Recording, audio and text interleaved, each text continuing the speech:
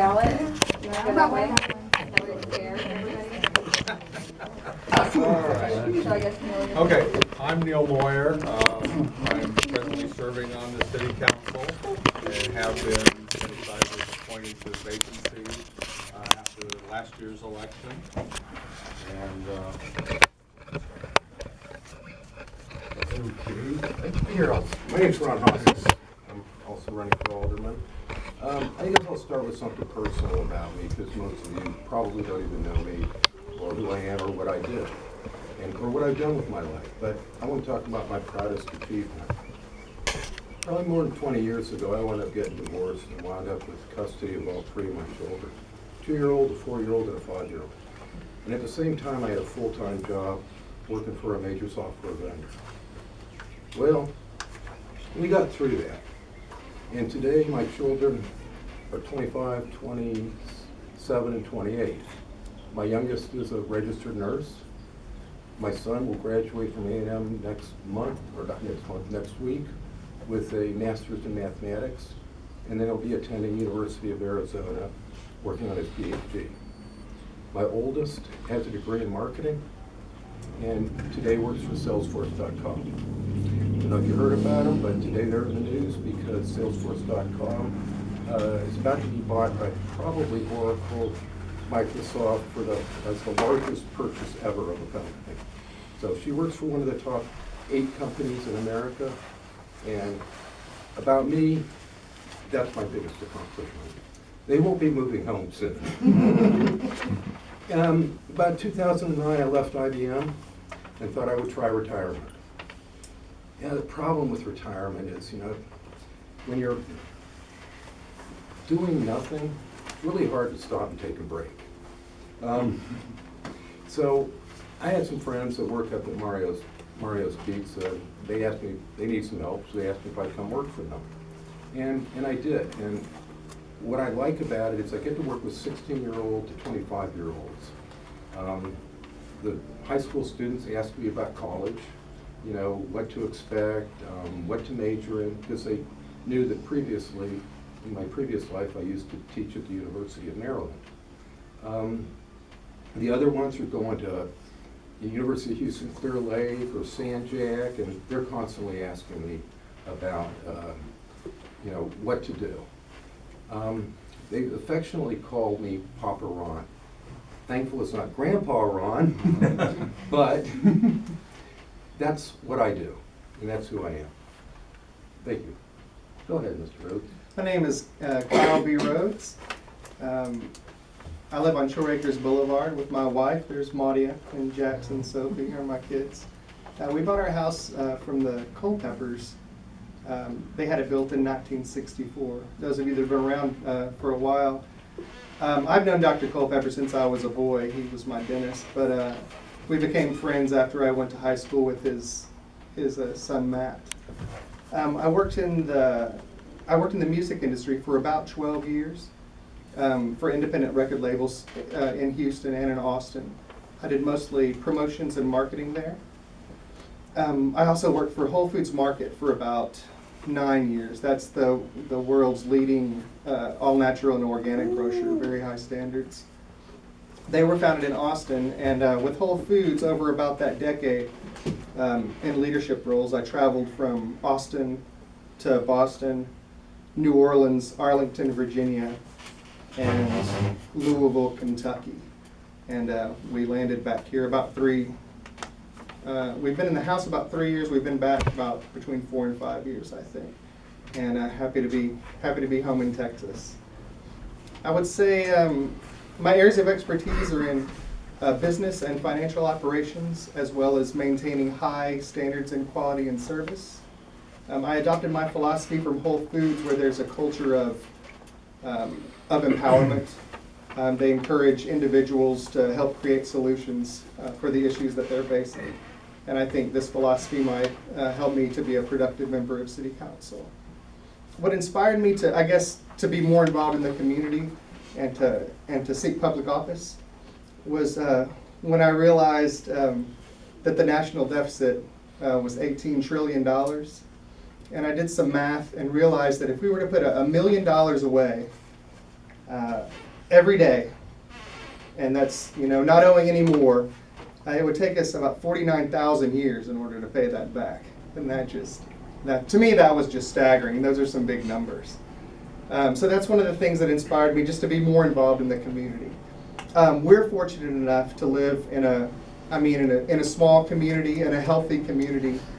And I just wanted to appreciate you all for being here, regardless of who you vote for being involved and for realizing how an important decision this is. Thank you. I'm Nancy Schnell, and I'm currently serving my second term, seeking my third term for City of Council of Shore Acres. I have been married to Michael officially for a little more than 7 years. I almost got in trouble. I've known him for 12. Michael's dad built our home at 618 Baywood in 1962. Raised 7 children there and had a grandma live there. So the family legacy runs deep. And when Pops retired from being a master electrician and moved out into the country, Michael bought the home from his dad. And we love this city. This city holds legacy. Pops is still alive. He'll be 80 years old July 31st. And he is always asking about the city and how the city is doing, because this was his true love and his true home. And that legacy is important to us. We have 3 children, soon to be 21 in 3 weeks, 20-year-old, and a soon to be 16-year-old, all boys. So our life has been very interesting. But I chose to run initially in 2009 after Hurricane Ike, because we lost everything we owned. I know a lot of you did too. And this city had never seen such devastation before. And I knew the city was going to have huge monumental challenges ahead of it. And I've always been a believer, if you don't vote, you can't complain. So I took it a step further and said, well, I can't complain if I don't run, and try to be part of the solution. I lost by 13 votes that year, and that was just enough to take me off, and I ran again in 10 and was elected. And I've enjoyed and been honored to serve all of the citizens, not just the people that vote for me, but all of the citizens. I've been very accessible. I've always had my cell phone number, my email address, and my address on the city website. Anytime I post anything, Nancy Schnell, 618 Baywood, 713-842-0897. Open door policy. I have just been so fortunate to be able to serve.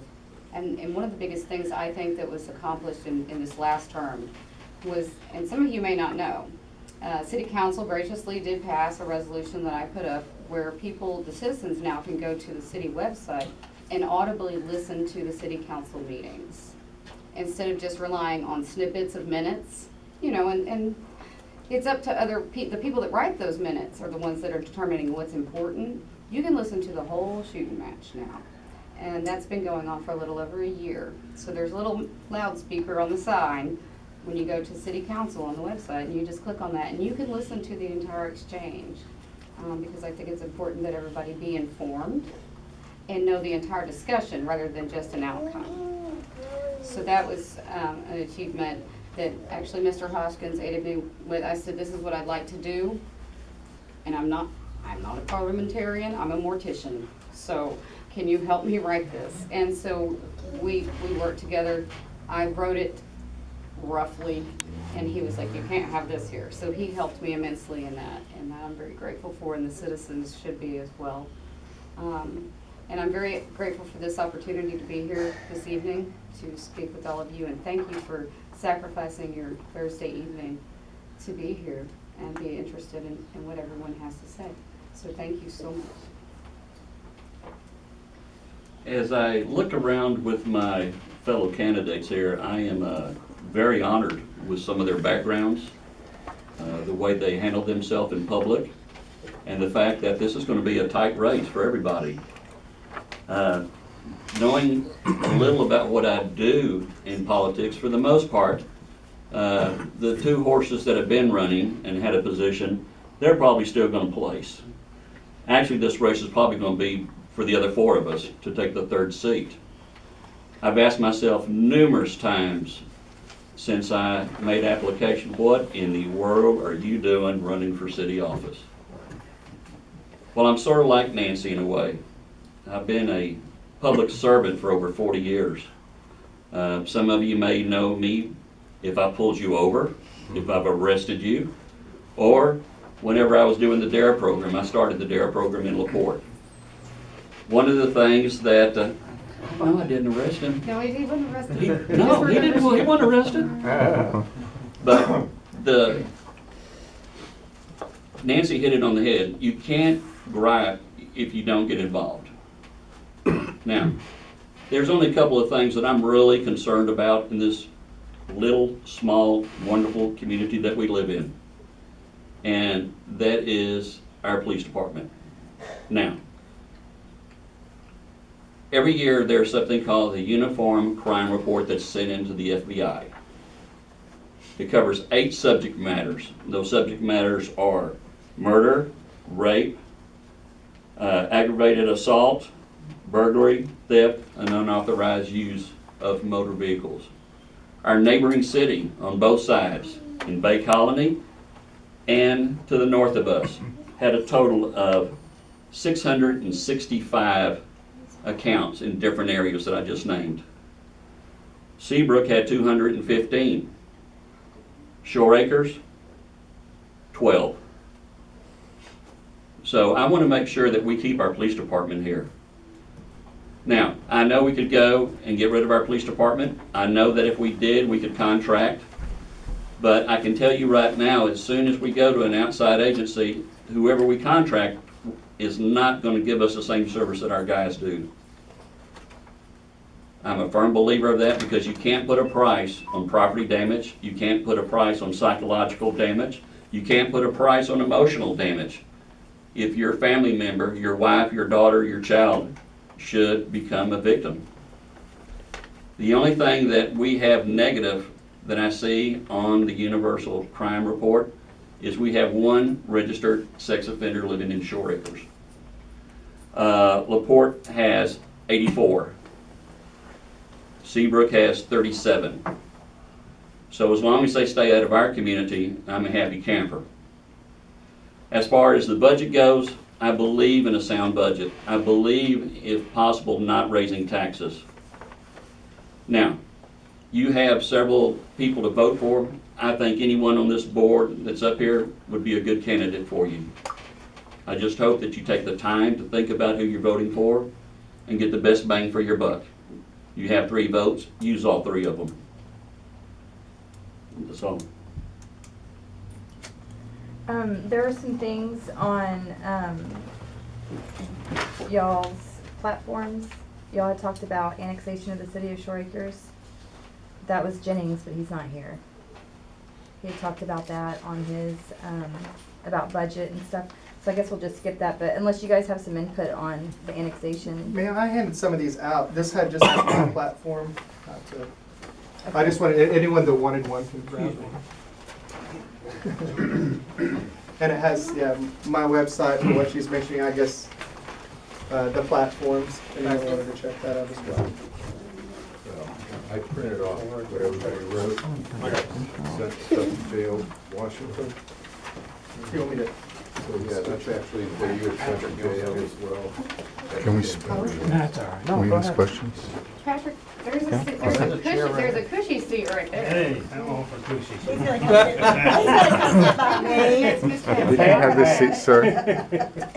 I had heard that they wanted to maybe have LaPorte take over the policing of the city.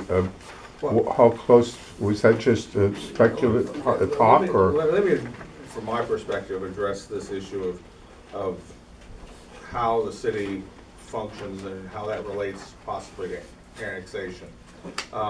As you know, we have our own police force, and we pay for that out of our local tax revenues. We contract with the city of LaPorte for fire services. We're sort of in a bind there because there really is no other fire service that's relatively proximate that could do that. We contract, the city contracts out for EMS service, and that was done on the basis of comparing likely service from the city of LaPorte and a private firm that provides EMS services to other areas. When that evaluation was done, it was shown that the private firm was at least equal or comparable to what LaPorte, and it was at a much lower price. That's been a dilemma that we've had with the city of LaPorte on anything, including the fire service and contracting with them, is that they have a different notion of how they should price the service to us if we contract it than it might be if they, for instance, were to distribute the same costs that they have. So they know that we're on fire service, we're their only likely customer. We don't have much alternative in that area, so we're there. But that does take vigilance as far as that contract. The contract has, I believe, can extend for 5 years. At either party's choice, that contract can be opened up at any time on an annual basis. People have brought up the idea, the notion that there would be advantages to annexing to the city of LaPorte, because we have, of course, LaPorte on one side and LaPorte on the other side. The dilemma there is you will also have to ask the question from the perspective of the city of LaPorte. What do they get, for example, with annexing Shore Acres? And the obvious thing is they get the expenses that we have here, that they have to provide, that they would then have to provide. And it's not entirely clear that one can make a positive case from their perspective of what annexation would do for them. I've never heard anybody in LaPorte express any particular interest in doing that. Oh, I might say we also get our water from City of LaPorte, so we pay them on that. From the Shore Acres perspective, we would obviously not have a city council, a mayor. We would not have the city's own staff to the various functions. Yes, you could probably take a look at that and say, well, but our water rates would go down. Well, that's possibly true, because City of LaPorte has industrial users that use large amounts of water, and that can buy down their water rate for residential users. The same thing is true on property taxes too. They have commercial property, industrial property, and of course, the only, I'll call it commercial property that we have here is essentially the bar and food service at the Houston Yacht Club. And that is the city's only source of sales tax revenues, for example.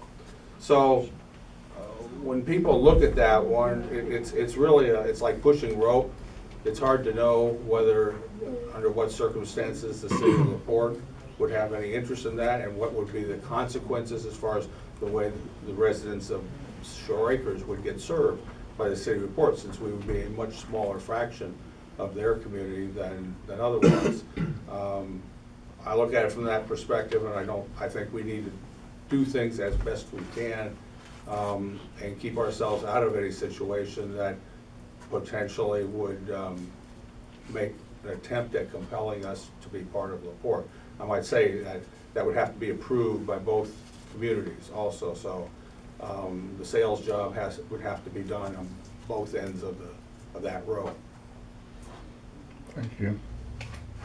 In any case, it's not a decision city council can make alone. It goes up for a citizens vote, just like any of the city bonds would, for example. So if there were any discussion about annexation, that would have to be placed on the ballot for all citizens to vote for. That'd be a long time coming.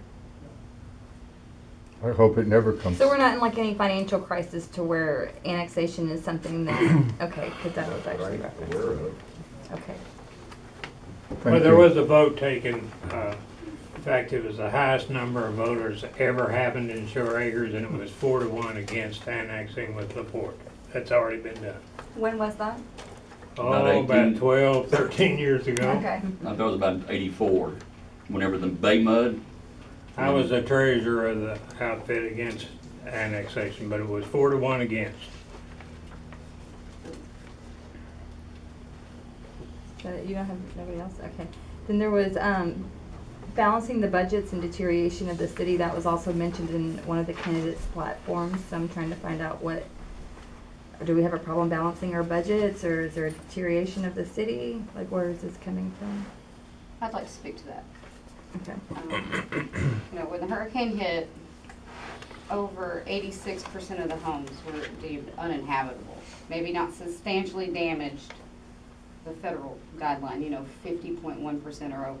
but uninhabitable, where people could not live in them because we'd had 3, 4, 5, 6 feet of water. Some of the houses were just gone. So there goes your tax base. Your tax revenue for the next year, your taxable appraised values. I mean, you may have had a $1 million house and now you've got a $50,000 lot. And that really hit us hard.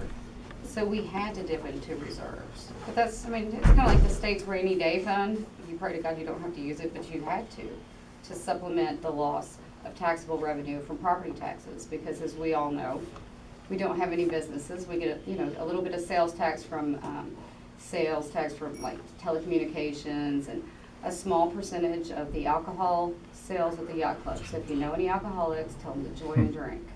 So that's what we deal with here in the Shore Acres. The brunt of the burden falls on our shoulders as tax-paying citizens. So we had to dip. We didn't have a choice. The problem is that now, once the federal grant money finally started to roll in, because Harris County Recovers was as slow as molasses in winter. And How did we get those grants? I just have a question. Is that because David Stahl applied for and put the package together, and so it was ultimately approved based on that? Is that where those grants are coming from? Is he the one that actually does the grants for the city to get us the money? He and the team of he and Annie Lifton, the little tiny lady, she is amazing. She does most of the work, really, and he does a lot of the signing. There are companies actually that go out and find grants for you that cities are applicable for, cities of our size. When we went to the TML conference, it's amazing. You can just hire a company and they go find what grant monies are available So to communities. Annie is the one that did all the grants, and David Stahl had absolutely nothing to do with that. I didn't say that, ma'am. Listen. Okay, you said he just did the signing, so I I was said listening. she goes out and does majority of the work Mhm. and gets it together. David does the reviewing, and yes, he signs. Okay. Let me finish, please. So nextly, with the budget, we have continued, though, to have deficit spending, even after the grant monies started to come in. We are still deficit spending our budget. That's well recorded, well documented. David Stahl, we've been trying, but people are having a hard time. No one wants to increase everybody's taxes, because it's really hard with flood insurance, what it is, homeowners insurance, what it is, Texas windstorm insurance, what it is, LaPorte ISD, Harris County, and then the city of Shore Acres. You might as well either have an additional mortgage payment, or in our case, because our house was paid off, a mortgage payment. And so, don't want to burden the citizens any further, because there's still a lot of people that are still not completely recovered from that storm. I know it's been a long time, but people that were underinsured, not insured, poorly insured, they're still suffering, and it takes time. And so what really, in my opinion, needs to happen, we need to have, this is how much revenue we're gonna have coming into the city. And we gotta make the numbers work within that domain, instead of robbing a little bit from here and moving it from there, general fund budget, utility budget, moving, we're watching our reserves dwindle down to under $1 million now. And that's kind of scary, in my opinion, because Neil, our you're budget. shaking your head. Do you have anything to say? Well, Nancy serves on the audit committee, and, she, as much as anybody's had a chance to see what the professional auditors have said, and frankly, that just doesn't seem to be the case. No, the audit committee, and I wasn't done, the audit committee, the purpose of the audit committee, which I actually created to have 2 citizens and 2 council members, that we meet with the auditors. And this year, the first year, we actually met with the auditors prior to the audit being done. Because prior, it was like, here's our audit. Well, you don't have any input from citizens that are serving or council members to say this is what we'd like to look at. So this is the first time that's happened. I'm excited about that. These auditors that come in, what they do, they're not sitting there telling us the state of our city. This is not a forensic audit. This is an audit that says, the city says X amount of dollars went here, and they look and make sure, yes, that's correct. The city says this much money came in from here. They look at those numbers and say that's correct. It's basically if you were to go through and verify your checking account to make sure that your direct deposit was proper, and that your check to Walmart was proper, and your debit card to the gas station was proper.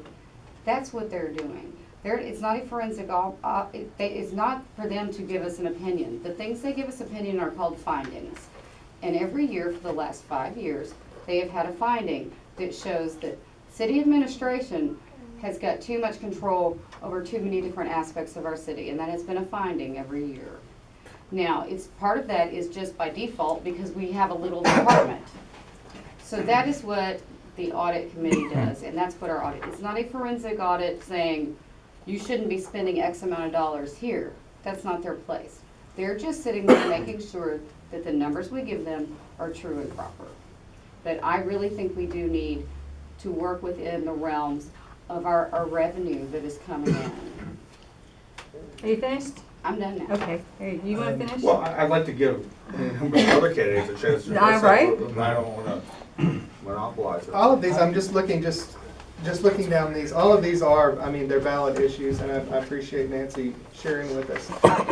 I was excited to come and meet with with everyone today, since I'm a new candidate.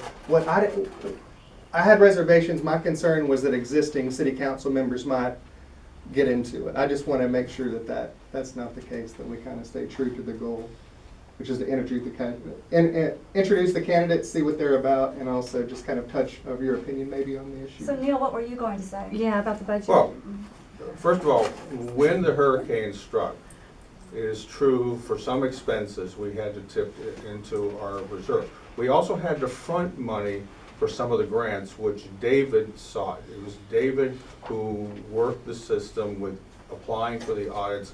Annie helped do that. It wasn't Annie applying for those grants. That's why we have professional management here. By fronting that money, that allowed us to get some things rolling. Also, some of the grants required us to put money up front. And it has been a long time coming to get all that money back from those grants to pay us back. So during that interim time, yes, some of our reserves were drawn down. We, in fact, cross-subsidize, for instance, our utility funds with property tax money. It's a practice that we've done for quite a while. Whether that's the best approach or not, whether we should have our fees pay for those services in and of themselves, and whether or not the property tax should then go for the other parts of the expenditures and programs and say, that's something which probably needs to be discussed going in the future.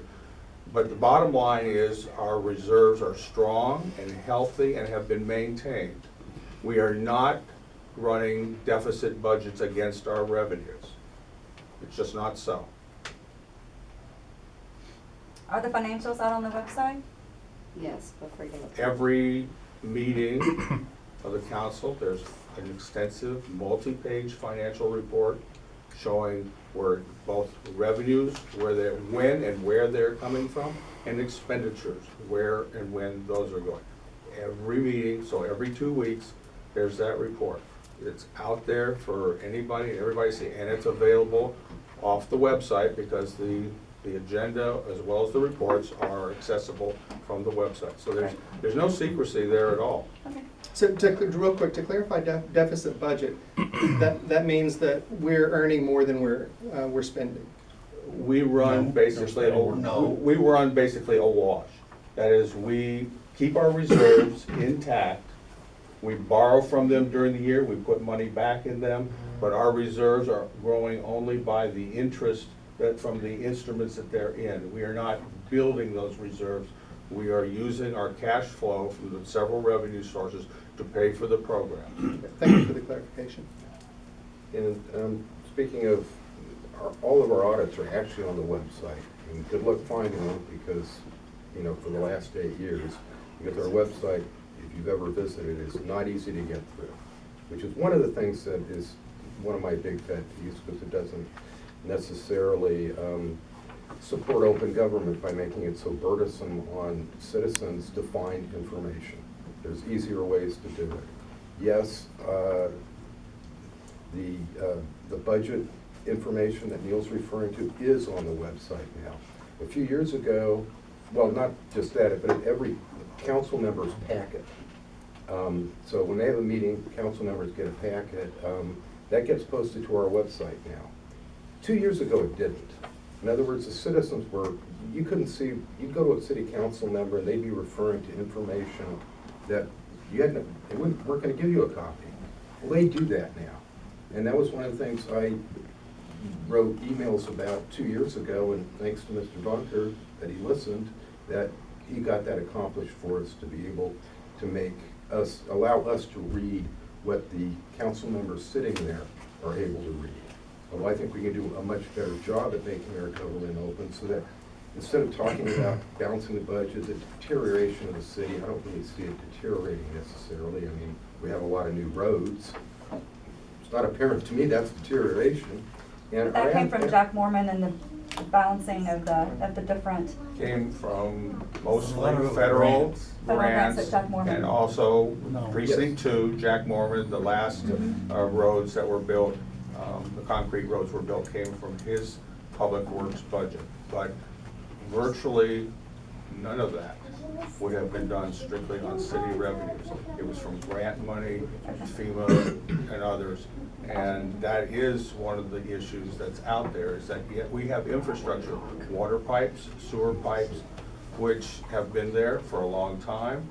And if you can look at the reports that are done when repairs have to be made, I might say, when they talk about repairs, it's typically clamps. It's like putting a Band-Aid on a wound. It's not replacing pipes.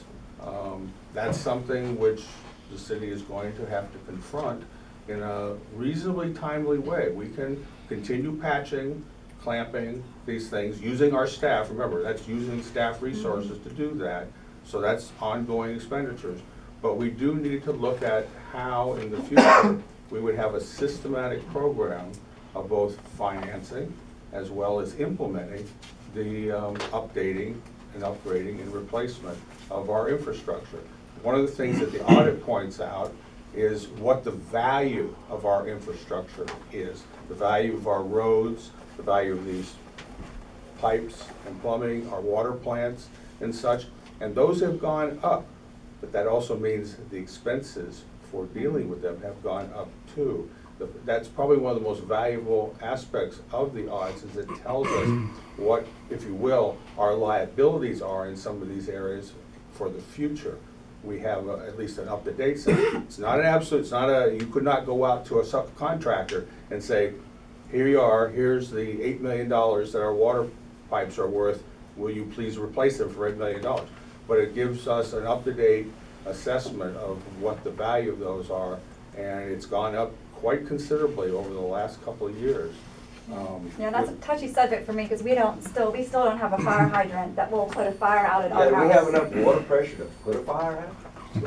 Yeah, well, over the last 2 years, there's been replacement of the large lines that serve the fire I hydrants. just asked for a yes or no answer. The answer is you're in good shape as far as pressure. There's If you have a Yes fire or no? hydrant that works, I do not. I don't know. I know that we've had fires and we I don't have one at all. pressure to put out a fire. I'm on hope and a prayer, Yes. hope and a prayer. We meet the standards, we are in good shape, and the LaPorte Fire Department will have no problems getting adequate water to deal with. Yes, the location of fire hydrants in some of the parts of our city is still an area in my mind of concern, because it means that when the fire department goes there, they're gonna have to string a long line. He's gonna have to bring get the there. right pumper. But they know our system. I That know. is- I communicate And they with them. know what each of the fire hydrants is capable Yes, of they do. doing. So in that regard, we are in much better shape than we were several years ago You're because right. of the upgrade program that's taken place over the last several years. Well, I got a question about, I know after the hurricane, there was concern over the flooding issue. I live on Sunrise. I'm low-class bay trash. You know, so I'm on Sunrise. You know, and I understood the ditches were supposed to be done out, okay. There's an issue that maybe I miss it, maybe I should see something. New water lines. You know, we got a wonderful police station. We remodeled all of our utilities, all of our public works systems and everything. I mean, all the buildings look great. Are we replacing any water lines? Do we have the funds to do that? We have funds to repair breaks.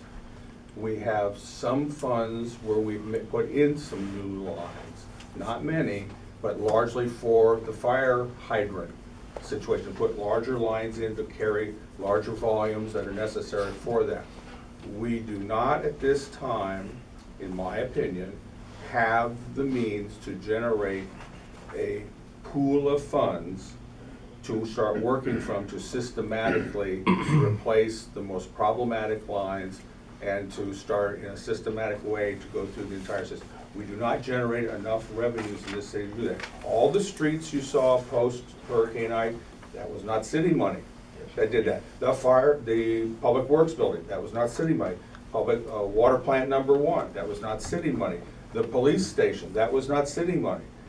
If we had to do that with city money, we would be asking to be annexed to LaPorte. Where'd that money come from? That came from FEMA grants, other federal HUD grants, some of the roads more recently from Precinct 2. And this money was allocated specifically for police and this, or was it? No, we had to submit grant requests specifically for these items. Nobody came to us and said, here's an opportunity for you to get money to do thus and such. We had to go to them, find out what grant opportunities were there, what we could submit that would qualify for their things, and then essentially we were in competition with other folks who were seeking those same grant monies from HUD. Would we be in a better competitive advantage if we were a larger city, say LaPorte, we annexed with LaPorte? You know, we're in a world of acquisitions and mergers. Little guys go away, big guys grow and get big. You know, and it's supposed to be all for the good. You know, I've been through the layoffs, I've been through all this, you know, and people get hurt, sometimes you get disappointed, but if you don't get big, you go away. And it seems to me like we're functioning as a very small business in a world of big business. Can we continue to function like this without having to raise our taxes? And I don't know. I just don't In understand. a I very don't understand. frugal manner, we can maintain on a, what I will call a custodial basis, this community. We have, our land obviously is limited, it's bounded. We're not gonna annex any new property. We're not gonna get any commercial property. We're only have the residency here and the vacant lots. that might be built. Growth with the developers coming in, and there's a lot of Or remember, land. when you say developers, that they're building Well, one house at a time. I understand. So essentially, a developer is in fact your neighbor. Your neighbor is the one who decides to take a plot of land, to buy it, to build a home. That's what we did here. We bought land, we went out and decided what we wanted to build on it. We got somebody who could do that. Yeah, those are our developers. We do not have Well, people building tracks. I understand, but I Okay. noticed that there's several on Miramar, and And is yes, there any projected growth? On a per resident basis, when you see $1 million plus home being built, home is going to generate tax revenues obviously proportionate to the assessed valuation of that.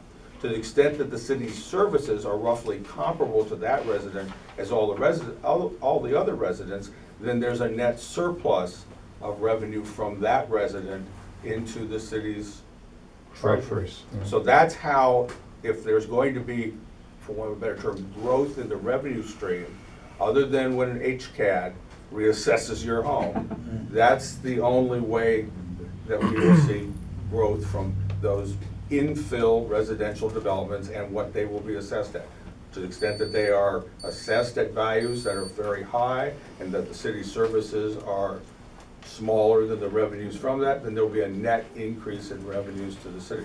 But that's not something one goes out there and banks on, because that depends upon what that landowner, what that homeowner likes to do with that property. They may decide to build a modest cottage, in which case it might not be $1 million cottage. Were not a lot of these homes taxed on a different basis because they're not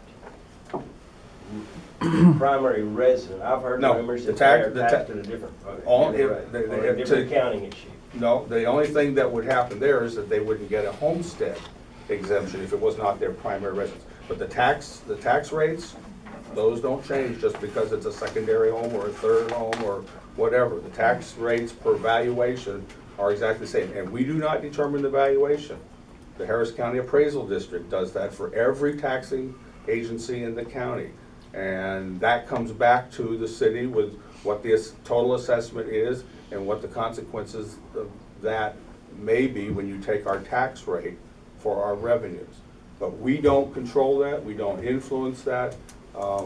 Basically, it's what happens when people build homes and the assessor comes along and says, here's what we think the market believes. And we are having growth in that respect. In that respect, but we're still behind, as Ms. Snell said, we still have a lot of vacant properties that basically are the result of homes being demolished as a result of the hurricane. So they're just flat land, so they get assessed just for that property, that land value, not for the improvements on it. So on that basis, we are still behind where we were on a net amount of residents in the community. And that will take a while because people have to ask themselves. I always ask myself, why would you want to be so close to the nearest source of storm surge? I scratched my head and said, well, I made that bet. I invested in my home and there I am. But if you are building new, you have to ask those questions. You also, most people don't think about, but they have to ask, if you take out a mortgage, guess what? Homeowners, flood, windstorm, all those affect the new owner, some more disproportionately. To those of us who were lucky to have flood insurance, you damn well want to maintain that, because if you walk away from it, it's going to be very difficult in the future under the FEMA regulations, as I understand them today, to be able to reinstitute them. So that, Can I interject a question? I know it's off subject. Was David, Big Jolly, was he invited to attend this one? He was. He was? Okay, he's not here. I'd just like to mention something about it. He said he was gonna be here, but she said that he had something Something with came his up dog. with his Ike, not the hurricane. Okay. His dog. I just want to mention that I sort of track what goes on in this because I was on council a while ago. And as far as the tax rate, Shore Acres is in the top 5% in tax rate throughout the state. They're the highest for And someone our then, size. if you compare cities of comparable size, Shore Acres is at the very top in tax rate. So if you hear council wanting to motate out another tax rate, they're peaking right now. Well, I've got neighbors that are saying they can't afford to live here. And neighbors saying it's not worth living here because the LaPorte School District, we're getting a little rough. We're getting a little rough. But Jerome, what, you know, if someone is here, some of you new, some of the new guys, what about the flooding issues? What about the tax issues? What about The water tower. the water pressure? What, have y'all got any, Ron? Okay, well, it's a, you just asked 6 questions. I want some answers. The water tower, you know, again, it goes back to, I think the citizens need information, more information about the water tower. Because basically, I've read nothing about the water tower. Wasn't there an engineer? Apparently there was, pardon? I'm sorry, I didn't mean to interrupt you, go ahead. No, Wasn't there an engineer report done? I haven't seen it, have you? Was there an engineer report done for Nobody's the? seen it, I I mean, that's my haven't seen it. point. There The was a citizens- request. In order for this water tower to get built, for There example. was a Who's the request report? by the citizen to have that published and put on the website, and never made it that far. Right. Is there an engineer's report We've seen them twice at council, yes. that values the There's a condition, report. the current condition of our tank? It's basically, it's outlived its lifespan, its normal life expectancy, it's too small, it's too short. You can't raise it, you can't stretch it. Okay, well, I haven't seen that, and it I hasn't haven't been either. published. Who has the, just Exactly. council maybe sees it? I don't know who It sees should be, that. it should be put on the website. This is Well, the kind of it's information still available. that- You can that- walk into City Hall, ask for a copy of it, and it can be provided. I mean, that's I not was a really. citizen at council meeting, asked for a copy to be posted, and nothing I'm happened. just, And I'm you're just on saying council. that anytime I'd like you to wish mention to one have other thing, we'll a get, city I'll document, shut up for Right, a while. You're right. it's accessible. Yeah, you're right. Anybody can go do a PIA. That's fine. Why do we need PIAs? Because we're just not transparent enough. This should be, as far as the water tower goes, that document should be on our website, easy to find. So citizens understand what the issue is. First of all, in order for us to get the water tower, it's gonna have to be done with a bond. We don't have the cash. In order for us to get a bond, the citizens are gonna have to vote on it. Now is the time to start. Is a First bond not off, just a property tax? you haven't investigated the options. There's other options besides building a tank. No, You can get all over the water You know, everything out of Lake Houston, you don't have to build a tank. You know, I- there are other options. You don't have to float a bond issue. There are other options, No, and they have not been investigated. And I totally agree with you there, but that's why we need to make this more open for the citizens like yourself to be able to address, so that we can read what all those other options are. Right now, it's closed. We're not a transparent city, and I totally agree with you on that. We need to look at what all the other options are, because once the citizens see it, if we were to go get a bond, my point about that is that the citizens are gonna have to vote on it anyway. And then there will be citizens wanting to look at all the other options, and that's a good thing. That's the way it should work. Isn't a bond property tax high? No, not It's not. necessarily, no. It's a loan. But it is a means of borrowing money, but as a condition of borrowing that money, you have to make certain things a condition of that. And one of that means that you dedicate some of your revenue streams to paying off that bond, which includes the interest as well as the principal.